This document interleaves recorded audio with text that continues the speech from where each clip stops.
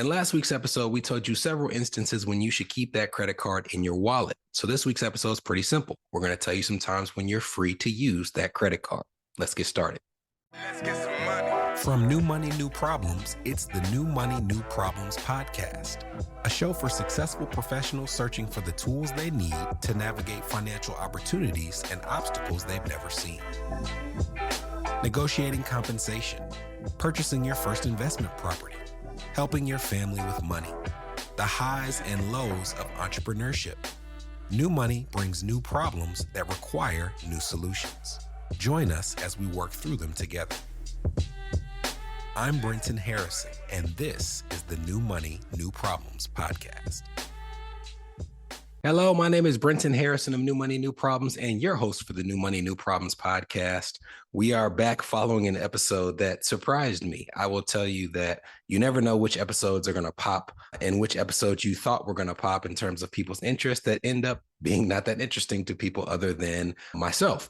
But last week when we did our episode on when you shouldn't use your credit card, we had several people who not only tuned into the episode, but had an opinion about it. I had no idea that so many people had the Amex Platinum card and would take personal offense at me. I don't think I attacked it, but in their opinion, attacking it. So I talked to Danielle and she thought it might be good to have some context and some balance. So this week, we're going to talk about ways and times that you should use your credit card. And we're going to start with using your credit card when you travel. Now, you might have been in a situation like I have been back when I used my debit card more frequently, where you've been out of town, out of state, out of the country, and tried to use your debit card. Maybe you get to use it one or two times. Then on that third time, you don't have access to your account. And you find out it's because your bank was worried that your card or your account may have been hacked because they saw that out-of-state purchase and they froze your account. Now, this happened to me twice. One time it was on like a Monday or Tuesday, called the bank during bank hours, and it was able to be immediately turned back on. The second time it happened to me, it was on a Saturday evening. And because it was after bank hours and on a weekend, I just didn't have access to my funds until Monday morning when I was able to call that bank. Traveling with a credit card is much easier. Matter of fact, most credit card companies hope, expect, and reward you for traveling, so you don't have to worry about having your funds cut off in terms of your access to them. But the bigger reasons when it comes to why you should travel with a credit card, besides things like cards at the top tier offering things like no foreign transaction fees, has to do more so with deposits and insurance. Deposits meaning when you do things like get a hotel room, when you rent a rental car, you're familiar that they often make you put a hold on your card of choice. It could be $100, it could be $200, it could be $500, where until your trip ends, they place that hold for things like damage to the car. With a hotel, things like what you might spend at the hotel restaurant or what you might take out of the minibar. And if you're using a debit card for those expenses, you don't want to get in the habit of having those dollars frozen in your actual account when you could just use a credit card instead. From an insurance perspective, I would say that the typical person is woefully unaware of the insurance protections found with most credit card companies, definitely the top tier credit card companies, but they range from smaller items to more important people-related items. On the smaller scale, you could have things like trip cancellation insurance, where if you booked a flight that was technically non-refundable through the airline, if you have had an injury, an illness, a death in the family, you may be able to have those funds reimbursed by your credit card issuer from trip cancellation insurance. There's also trip interruption insurance that some cards offer, where if, for example, you are out of town and for some emergency reason, you have to book some expensive last-minute flight back home, you could potentially have that reimbursed by your credit card company.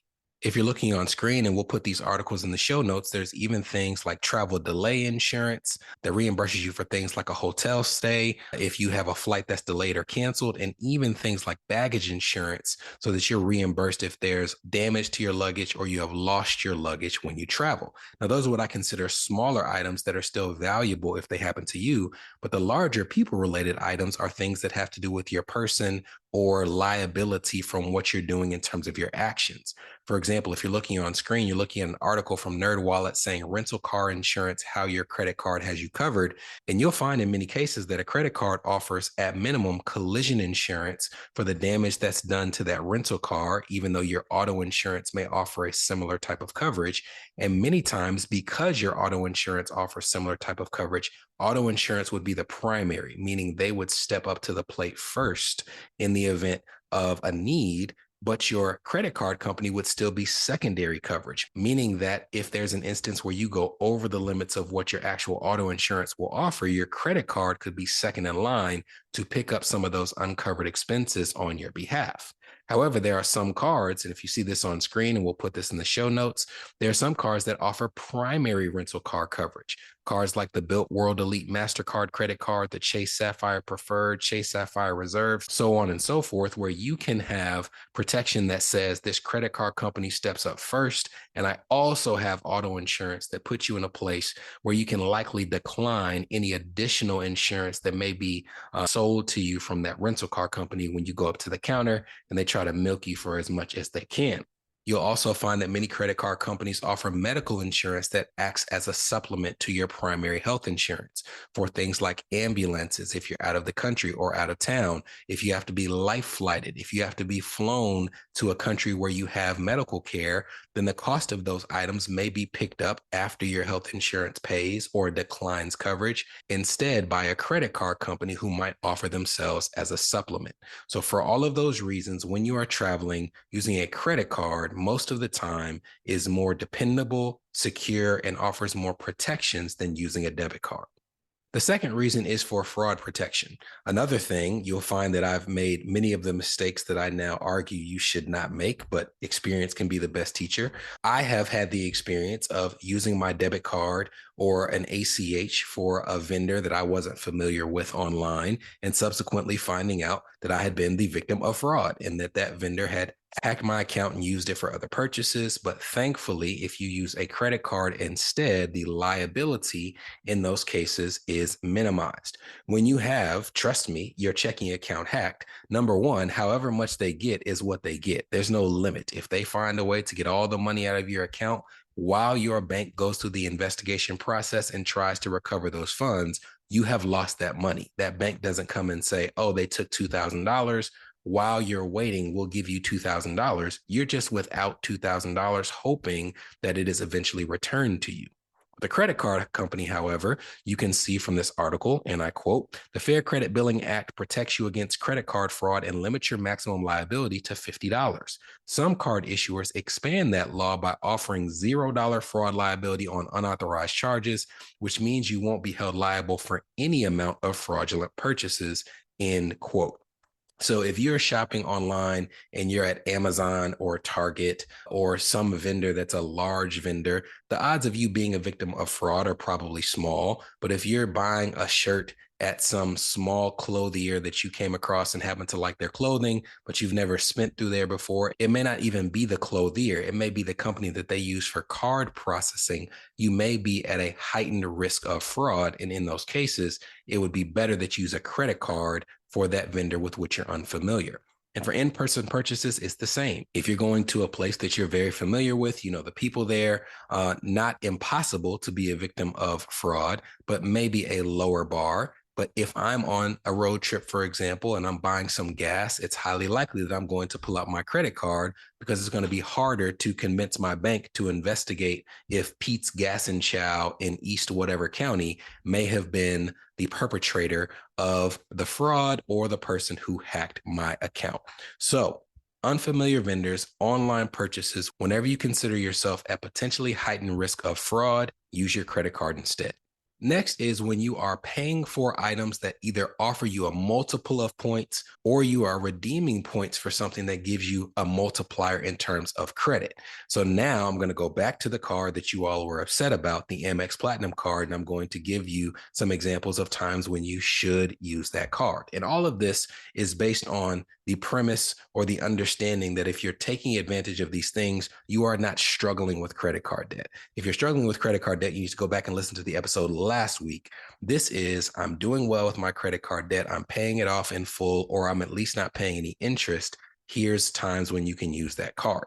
The Amex Platinum card, in spite of its fee, it does have, for people who travel frequently, benefits like multipliers on money that you spend for things like travel being flights and hotels booked through the site. So for example, you can see that if you spend $1 on the Amex travel website for flights or hotels, you can get 5 times worth of the points for what you would get if you spent it on a non-travel related purchase. So for example, if you spent $1 somewhere else, you would get 1 reward point. If you spend it on travel through the Amex site, you get 5 reward points. And if that point is worth a penny, you're essentially getting 5 cents on the dollar for every dollar that you spend. If you travel frequently, there's also benefits to this card where you may be able to upgrade your hotel. So you may bank on there being availability for a higher level room than what you have. If you're traveling with family, maybe you can pay less for the initial hotel room, but get an upgrade to a room that's more suitable for you and your family's needs. We also had people who have this card who talk about the benefit of being able to go to the Centurion Lounge with their family while they're waiting for a flight. This isn't the only card that does this, but the point is, if you are in charge of your credit, meaning you're managing it well, you understand the perks that come with this card, and you know when and how to use it to maximize those perks, there are potentially reasons where you would benefit from doing so. Another popular card that I would say is kind of like the Chase competitor to Amex is the Chase Sapphire Reserve credit card. So you can look at things like how they incentivize you for travel, and you'll see that they also offer you 5 times points for flights booked through the Chase travel site. They also give you a credit towards travel of $300 annually. And in addition, when you redeem these points, this is what I'm talking about, the multiplier for redemptions, you get 50% more value when you redeem through Chase. So for example, if you have 75,000 points, which is basically the equivalent of $750, then you can actually get $1,125 worth of travel if you book it through the site. Again, if you know how to use them, if you're in charge of your balance, these are instances where you may benefit from using these cards. Now, I'm a fan, when we get to the episode on how to choose a credit card, you'll see why, but I'm a fan of cashback cards, where instead of all these different random multipliers, I spend $1, I get 1.5 cents back or 2 cents back. And in those instances, if you're using your card for fixed expenses, which is actually the next item, then it's something where you can get 1.5, 2 cents on the dollar for dollars that you are already spending in a way that's clear and concise, and you don't have to have as deep a knowledge of how those multipliers work. But I am a fan for people who are doing well with their credit cards of you putting all of your expected and required expenses on a credit card, especially one that has strong rewards. So these are things like your utility bill. These are things like gas. These are things like internet, which I would consider a basic utility in this day and age. Any fixed expense that you know you have to pay for and is not a result of you having or not having discipline, which is often how credit card debt can spiral out of control. That's an expense where you might as well put it on the credit card so that you can redeem and get the benefit of any points that come from that expense. After the break, we'll give you 3 more reasons you should use your credit card, and we'll bring this thing on home. This is the New Money, New Problems podcast, a show for successful professionals searching for the tools they need to navigate financial opportunities and obstacles they've never seen. We'll be right back. Are you wondering what new money problems you might be overlooking in your financial life? If so, we've got great news. We've crafted the New Money, New Problems Gap Finder to identify potential weaknesses in your finances in areas ranging from budgeting, investments, insurance, and even the threat your extended family's finances could pose to your household. Please head to newmoneynewproblems.com/gapfinder to complete it today. Again, that's newmoneynewproblems.com/gapfinder to take the assessment.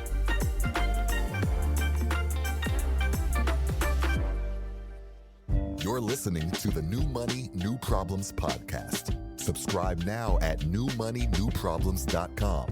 Welcome back. Next up, you should use your credit card if you know yourself and you monitor your budget. The downside to being a high income earner who is busy and using credit cards is oftentimes the expenses that we put on our card can get away from us.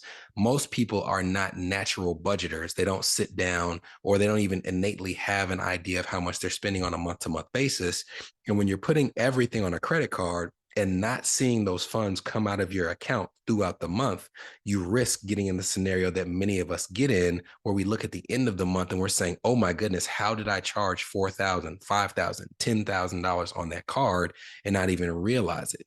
That is most people's experience. But there are people out there who budget very well and have a deep and thorough knowledge, or at least a strong estimate of how much they're spending on a monthly basis. This may also be the case for you and your spouse. If you're on one accord and you budget well, then using your credit card can be great, because it not only gives you one line item where you can see if you're within your total expenses and if you fell where you expected to in terms of where you came in this month, but again, it gives you that ability, if you have a card that has strong rewards, of racking up those cards without the added risk of you getting out of control with how much you owe at the end of the month. You budget well, you keep track of it. In these cases, you might as well get the rewards for having good discipline, so that in addition to your discipline, you also get some money back at the end of the year that you can use for whatever you wish. Next up, we have building credit. But as I said last week, this is not about you building credit by giving someone just unfettered access to your card. This is if you are having trouble establishing good payment history or strong credit, then you can consider using a secured credit card with a low balance, where you can go on month to month and just establish some positive payment history. Now, I would argue that this is something that you can do with a secured credit card, but in many cases, I think it's unnecessary. The reason I say that is because if you look at a FICO credit score, you will see that a credit card is part of what goes into calculating your score, but there are other things that in combination have a outsized impact compared to credit utilization. So the largest element of your credit score is your payment history, which doesn't have anything to do with having to have a credit card. 10% of your credit is credit mix. 15% is the average age of your credit. So if you have things like a student loan or a car loan, you can have a strong and long age of credit without having to necessarily have a credit card. And 10% is new credit inquiries, which really is something that can only hurt you. It can't help you to have new credit inquiries. So if you're collectively looking at this, you can have up to 60% of your score positively impacted by your behaviors, all without having to have a credit card. Because while credit utilization is 30% of your score and having a strong utilization can help you, having a poor utilization can hurt you. And you don't necessarily have to have a credit card to have a strong credit score. As a matter of fact, my wife has a little brother, recently moved, and one of the things he talked about was making sure that his credit stays strong so that when he's ready to buy a house, he'll be in a position to do so. And I encouraged him, while he was renting, to make sure that his landlord was reporting his on-time rent payments to a credit bureau. Now, many lenders will report this themselves, or you have people who are renting who can self-report with their landlord in conjunction. They can sign up for certain websites like, as you see on the screen, Self-Rent Reporting, Boom Pay, Rental Karma, Rent Reporters. These are all services where if you're trying to establish clean payment history, which at 35% is the largest element of your credit score, you can report, or your landlord can report it to the credit bureau, which will positively impact your score, all without needing a credit card.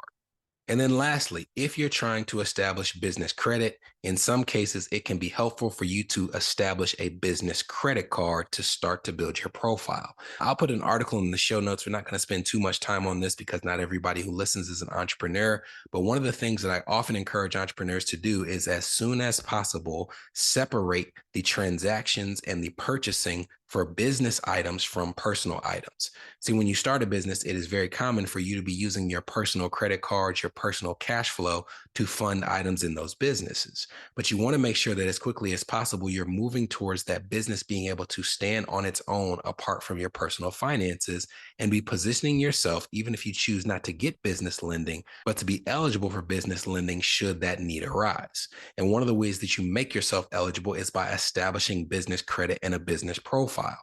Now, some things that help along that regard are establishing your DUNS number, which is essentially the number that will help you get a business credit score. You also can apply for an FEIN number, an employer identification number. You can open a business checking account, and you can establish that separate entity so that if you go to a lender, they can see the cash flow of that business separate from your personal. But if you're trying to put yourself in a position to get a loan, in addition to them seeing your cash flow, they may also want to see that you've paid back other business debts. And one way that you can show them that is by getting a small business credit card. So we'll put a link in the show notes to some of the top small business credit cards for people who are getting their first card. But in our example, before I started this firm, most of the things that I was buying for the business, I was buying in my personal name. When we started the firm and then had an employee and are trying to establish a profile for if we need lending, we got a business credit card so that if I'm traveling, if Danielle's traveling, if I'm taking a client out to eat, if Danielle is buying something for the business, instead of using my personal credit card or my personal debit card, she can put that on the business credit card and we can go on about our way while building a strong profile for any potential lenders. So those are some of the reasons and some of the instances when you should use your credit card. I hope this provided the balance that you were looking for coming off of last week's episode, but I'm gonna continue to tell the truth as I see it. So if in the future I say something that you disagree with, but I happen to believe in it, we may not always have this backup episode for you all, but I do hope in all seriousness that this one was enjoyable. I'll see you next week. From New Money, New Problems, this was the New Money, New Problems podcast, a show for successful professionals searching for the tools they need to navigate financial opportunities and obstacles they've never seen.